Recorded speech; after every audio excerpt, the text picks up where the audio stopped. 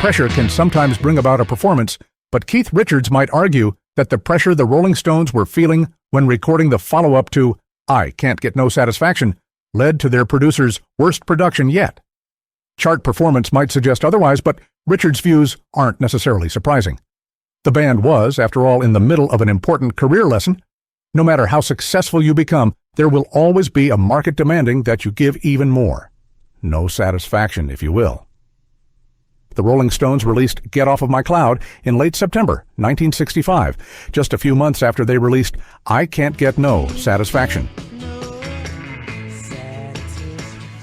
The latter track was rapidly becoming one of the most popular rock songs of all time, a distinction it still carries today. Unsurprisingly, the band was feeling immense pressure to not only replicate this success, but to top it too.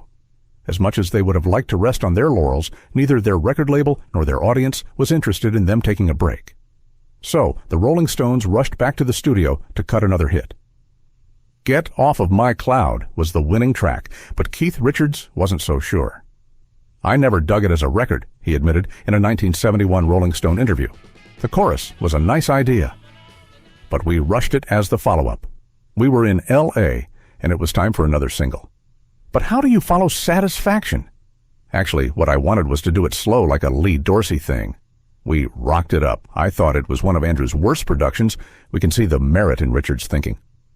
I Can't Get No Satisfaction was inarguably a driving rock and roller. Following up with a bluesy, soul-centric version of Get Off of My Cloud might have been a nice change of pace.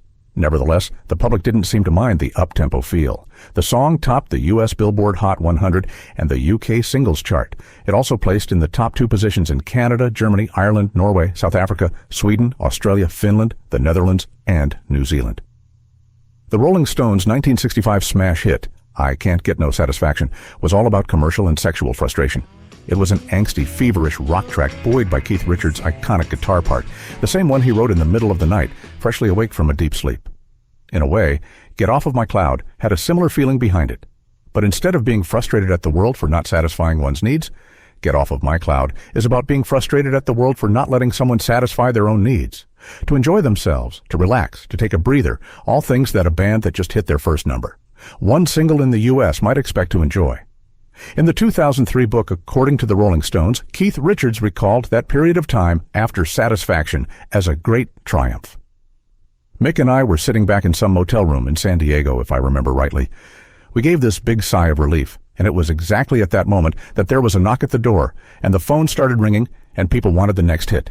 It was a hard training ground. But if we had been allowed total artistic freedom, we probably wouldn't have written half of those songs.